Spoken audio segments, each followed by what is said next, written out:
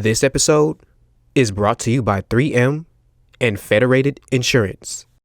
Yeah. So now we've let's talk about those folks who have already been delegating this stuff, but and they have, maybe they have some systems in place, maybe they have a standard operating procedure manual that's kind of collecting a little bit of dust on their, computer, a little digital dust on their computer, or it's sitting on a shelf somewhere in their home office.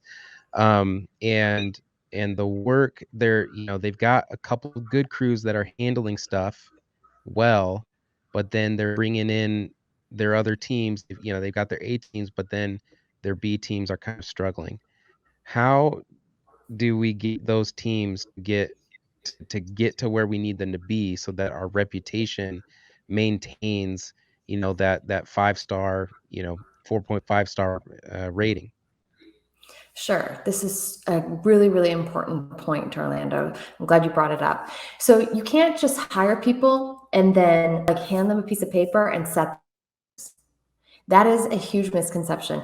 If you're waiting to hire people because you are so overloaded and overwhelmed, chances are you're not going to do a great job.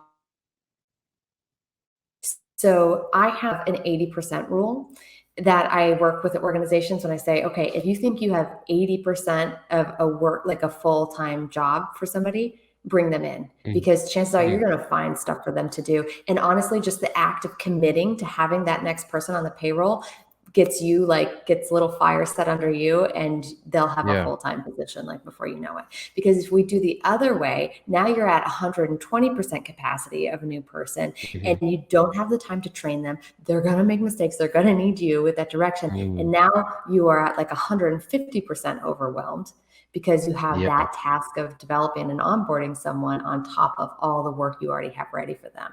So don't cut corners here. It's a huge mistake. You will pay for it in either having to go back and redo components of jobs or turnover, because no one wants to be onboarded that way. No one wants to just be thrown to the wolves. This is why you think people don't want to work, because they feel like they have no guidance. They're ready. They're there. They know they're going to work for someone who knows what they're doing. Blindsided by not having any training, not being taught what to expect, not being taught, ways that they can continue to develop themselves, or ways for them to ultimately maybe be promoted in the organization. You haven't asked them anything about themselves and what their goals are and what their life looks like, so you can start to understand in context what might work better for this person, or what skills that they have outside of painting that you could really benefit from. So it's no wonder why they're not invested in you, because you haven't invested in them.